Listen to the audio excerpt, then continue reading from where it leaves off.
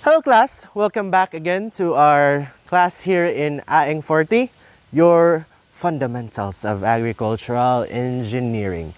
And now, di ba nahumanta sa atong previous meeting and we have discussed the properties of the soil and we have discussed probably like 7 properties of the soil. And as a continuation for this lesson, we will now be discussing the irrigation and drainage systems. So, why do we need to have an irrigation system and why do we need to have a drainage system? So we will tackle that one and ato po i-discuss unsa ning mga different nga mga irrigation and drainage systems. Okay? So first, irrigation. What is irrigation? Irrigation is basically the application of water into the soil by artificial means. Take note of the word artificial means because it does not come naturally. Ang kaninga water does not come naturally. We do it because ato pangitag paagi pagbutang og water ana nga soil. Kay di ba atong natural siguro nga sources of water is kanang atong rain, kanang atong dew and whatever. Okay? The main purpose of your irrigation is to provide sufficient moisture which could be stored to the soil. And again, nganong kailangan og tubig ang atong soil, basic, your plant needs it.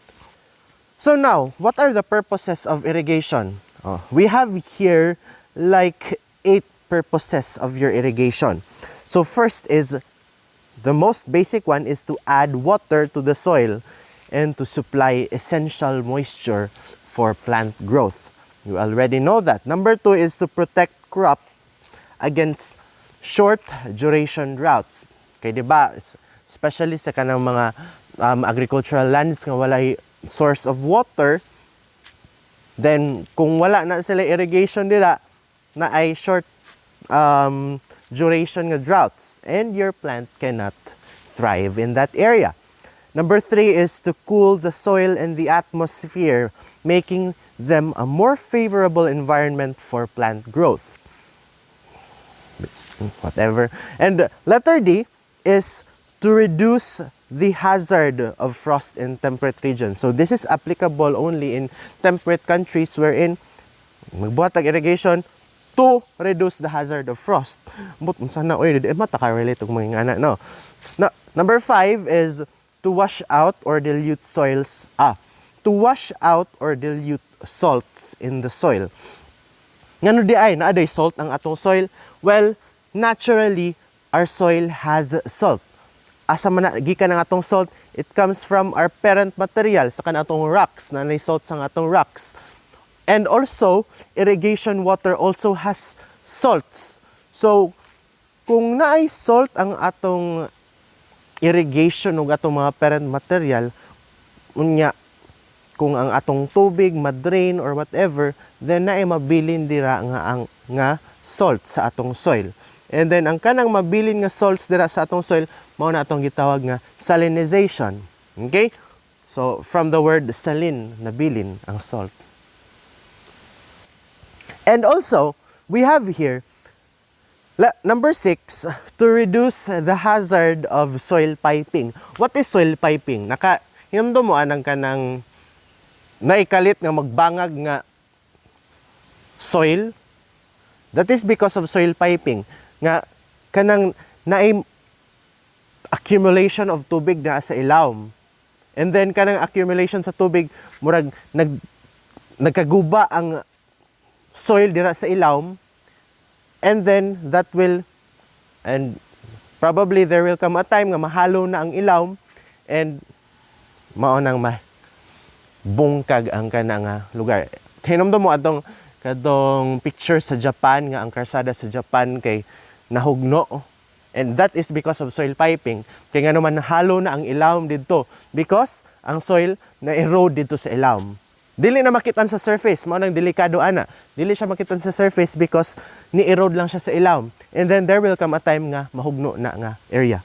That is again soil piping. Another purpose of irrigation is also to soften. Well, of course, with the use of water, we can soften pans and clods. Pans and clods are just basically mga masses of soil nga kanang tibugol nga mga soil. Okay? We have that, ay daghan tag makakita nga ingana. And lastly is to delay bud formation by evaporative cooling. Unsa man ni? So basically, there are some plants siguro, or there are some flowering nga mga plants that nga di pa nato ganahan sila nga mo bloom ana nga time because dili pa siya time for that. And we apply water to that buds in order for that buds nga mo adjust siya because of evaporative cooling. And dili sa siya siguro mo bloom ana nga time. And mo bloom lang siya probably dito na sa time nga ganahan sa farmer nga mo bloom ang kana nga flower or whatever, or kanang fruit or whatever. Okay? So those are the 8 purposes of your irrigation. And let's go to drainage. Why do we need to have drainage? But first, let us discuss what is drainage. Unsa man ang drainage? Basically, drainage deals with the removal of excess water. Take note of the word excess water because ang excess water lang ang atong gi-remove diri sa atong drainage from or below the soil surface by employing appropriate methods. Okay, and what are the objectives? What are the purposes of drainage? Number 1 is obviously to remove excess water. Number 2 is to improve soil structure and texture. Okay, di ba nakahinundo mo sa atong soil structure sa sa atong previous meeting nga katong granular, platy, and whatever. So if we have a good drainage system, then probably we can improve the soil structure or the soil texture of our soil nga diha ta magtanom. Number 3 is to improve decay and nitrification. Well, basically kani sila is just the oxidation of nitrogen. Number 4 is to increase the leaching of salt. Okay, we have discussed that one earlier. And number 5 is to facilitate early plowing and planting. Kay kung wala tay drainage, then maghuwat pa ta nga mahubas na ang tubig diha sa atong area. Okay? Number 6 is to minimize soil erosion and gullying by increasing water infiltration to the soil.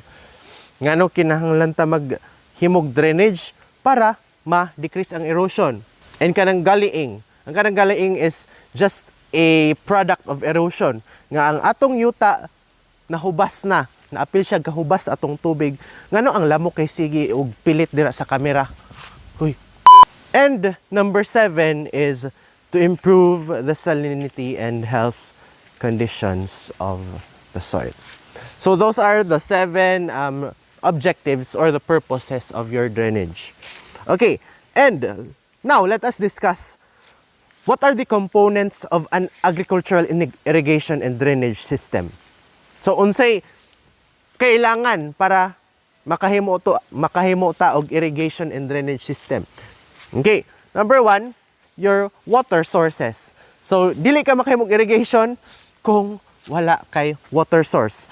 So examples for water sources, well, of course we have rivers, we have reservoirs and lakes, and we also have here groundwater. Okay, so basic, ang pinaka-importante, you should have a source of water. Number 2, you have conveyance structures. Conveyance means transport. I-transport ang water from one place to another. How can you transport your water from the source to your farm? So you have to have a conveyance structure. Okay? So what are the different conveyance structures? Let us discuss them one by one. We have first your main and lateral canals. Of course, these are canals. They are open channels. When you say open channels, unsa man ang open channels? They are not pipes, they are not tubes. Open siya dira sa atong atmosphere. Open siya, kanal siya. Okay? These are the most common type of irrigation conveyance structures. Mga makita sa to farm, diri sa Biska, nakakita mo daghag mga kanal diri sa Biska, di ba? So main canals basically delivers water from the source to the lands to be irrigated. And kanang mga nag-branch dira sa atong main canal, mao na ang atong gitawag nga lateral canal. Okay? Ang main canal, siya ang na-connect dito sa source. padung dito sa farm. Ang lateral mao ng mga branch nga mga kanal.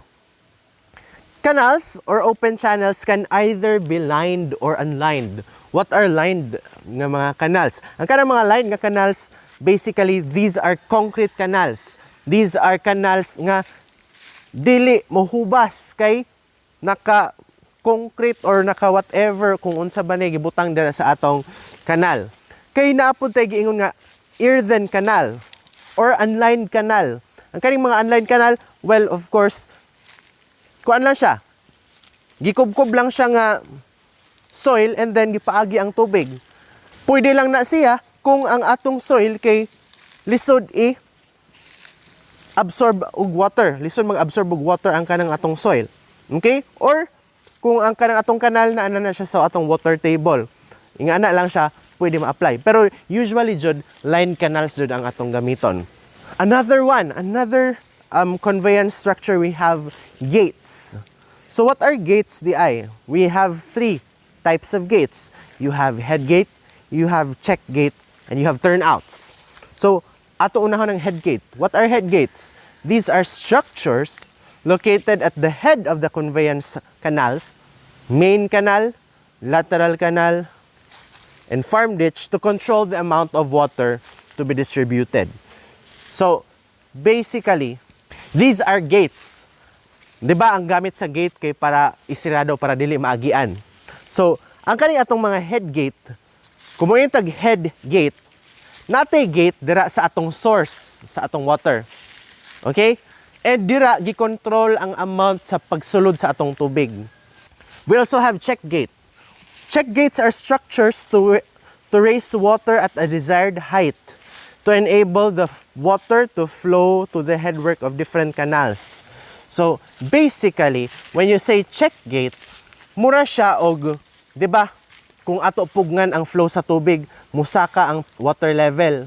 So, mutaas ang level sa tubig, and then if it reaches at a certain level, then probably na other conveyance nga gibutang didto, and then muagi ang tubig na pod didto nga agianan. Instead nga dito sa katong original nga yangadan. So mo tong gitawag nga check gate. Okay? Number 3 is a turnout. A turnout is an outlet structure in an irrigation canal whereby water passes through and discharges it into a farm ditch of the service area.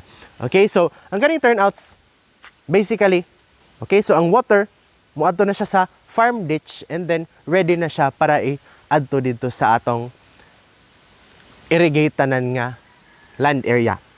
Okay? So, those are the gates. Another one is your drop. Unsa man po nag-drop?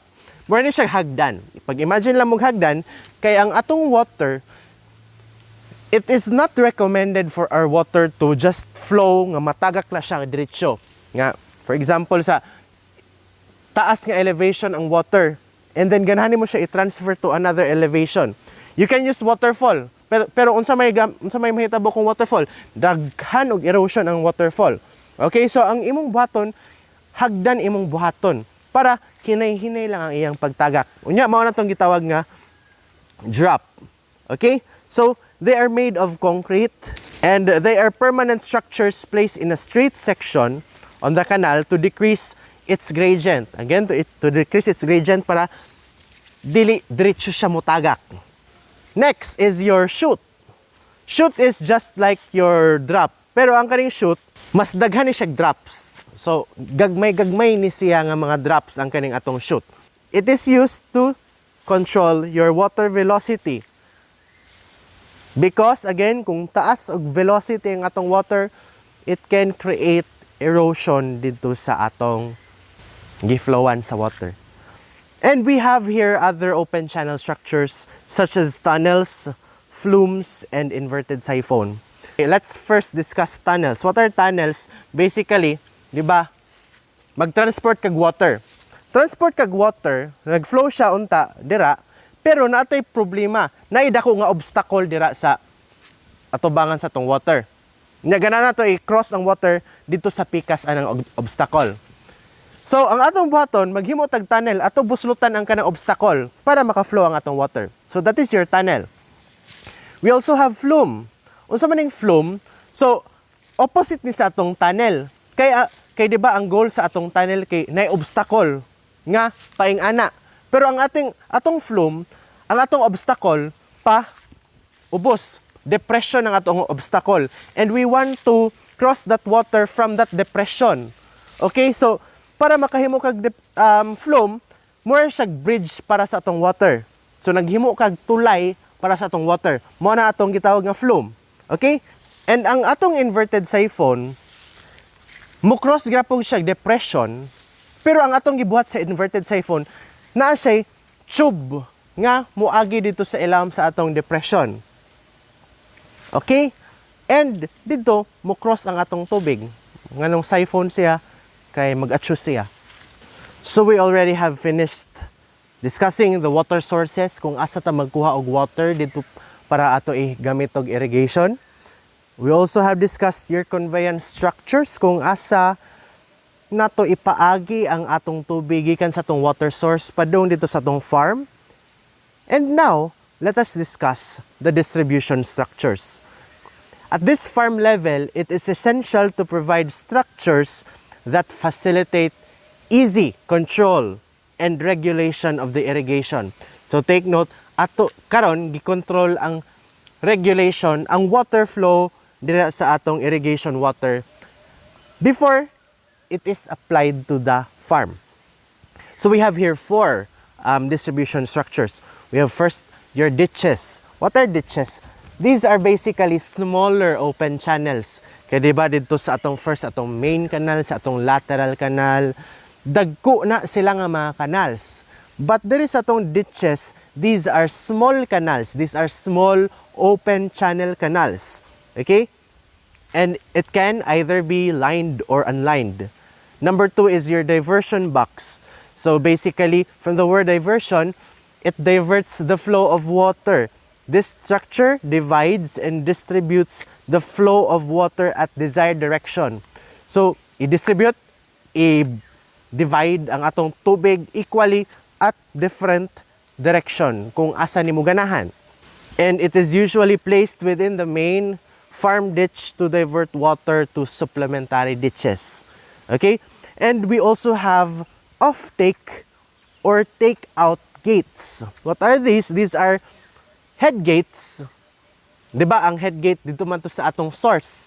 Pero kaning off-take and take-out, more siya head gate pero na siya sa end. Okay, so gamay lang ni siya siguro. Okay, gamay naman lang ni ang atong tubig diri sa atong outlet. Okay? So this regulates the quantity of water flowing into the internal small farm ditches. Okay, so siya ang nagkontrol sa flow sa water padung dito sa atong farm ditches.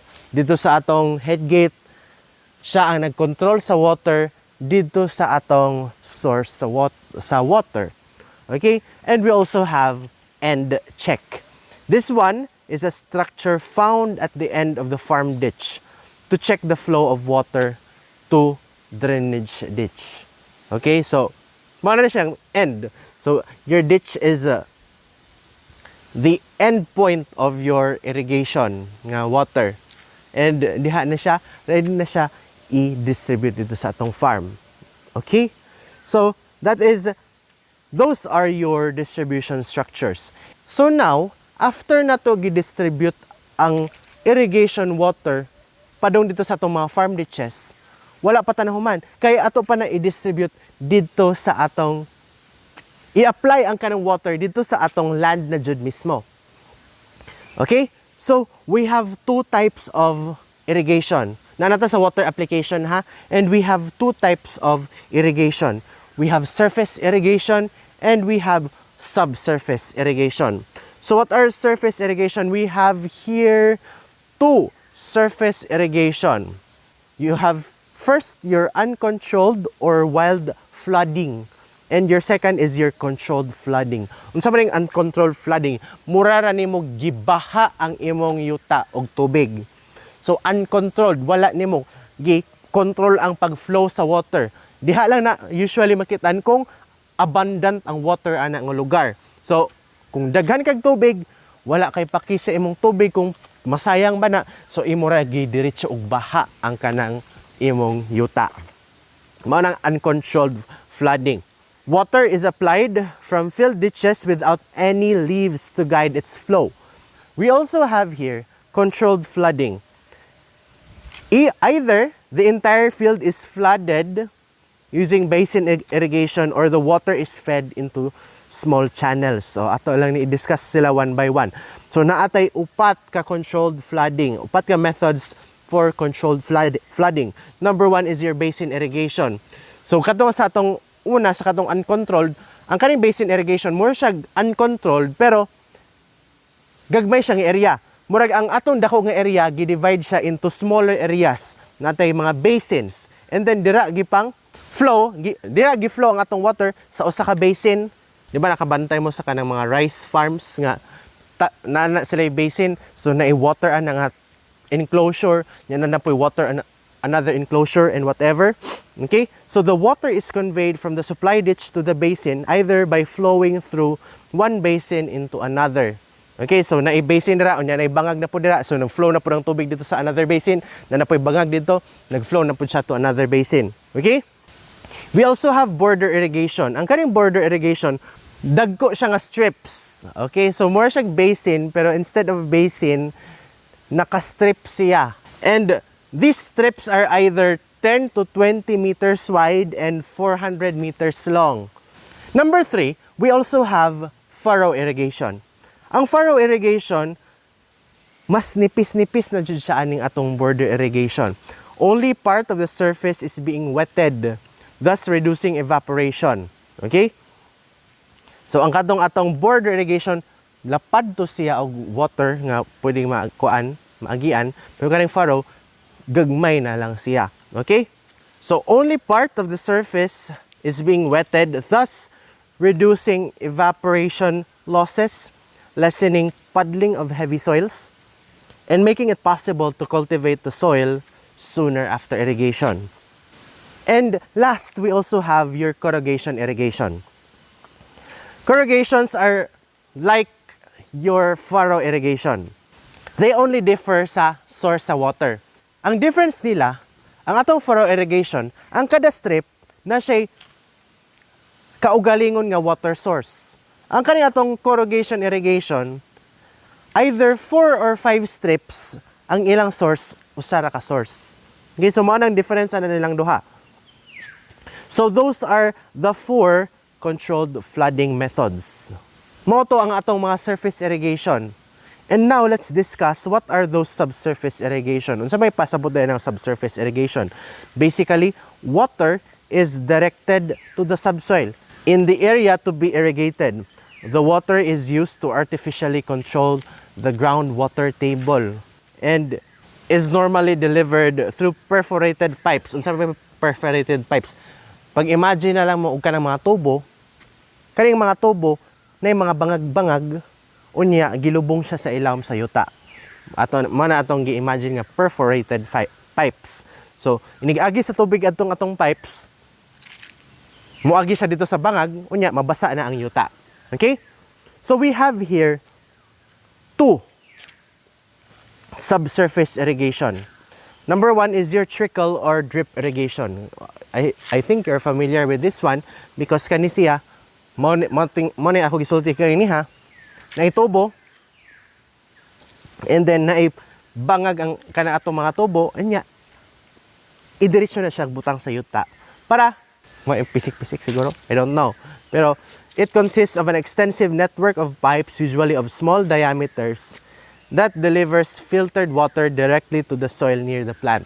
Okay, so diretso ang nakanindot siguro ani gamay rag losses ang tubig kay wala siya na drain dito sa ilawom, ni diretso siya padung sa root sa plant. Okay? That is your trickle or drip irrigation. Murag dool na kay ko ana ba?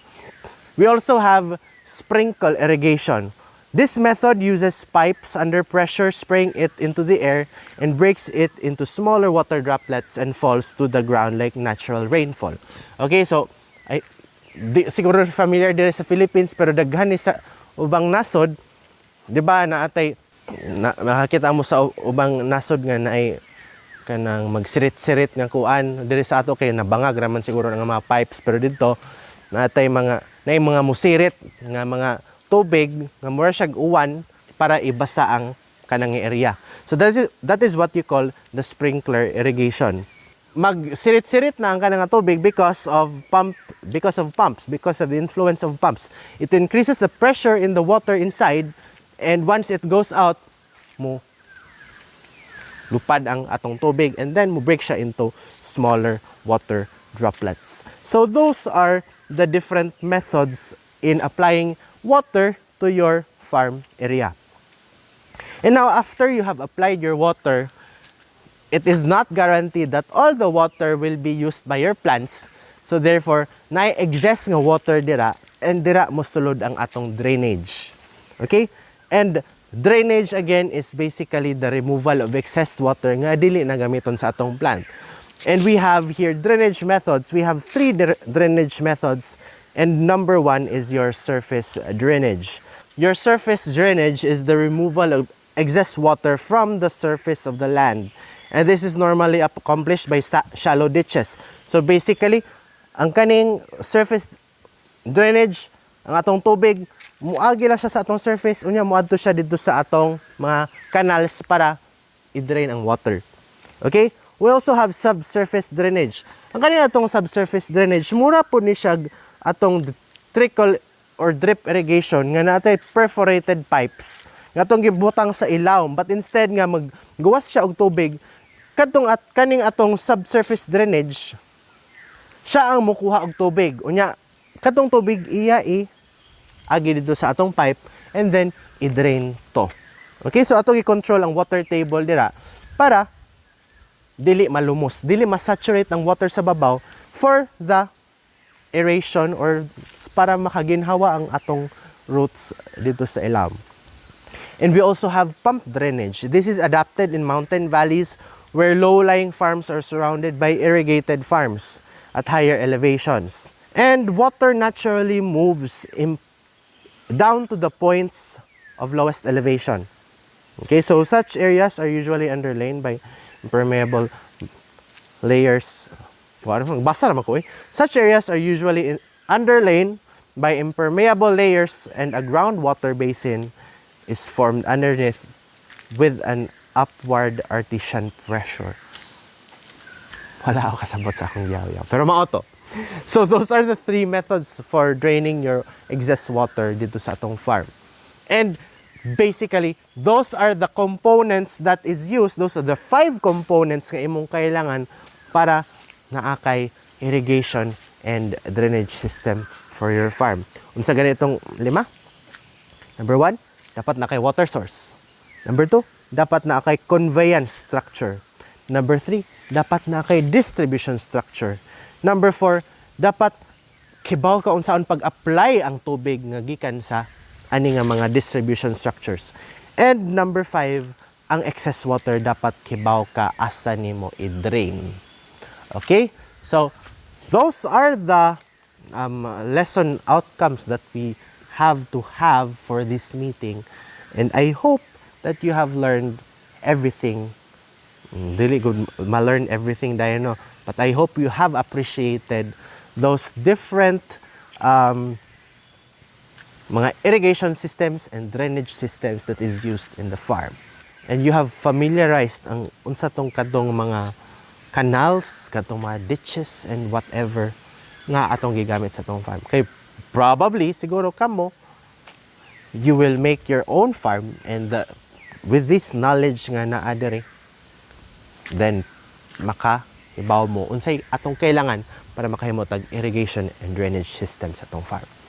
So I hope that you have understood all the topics that we have discussed for today, and again, thank you for watching, and thank you for listening to our discussion, and see you again guys on the next meeting. Bye-bye.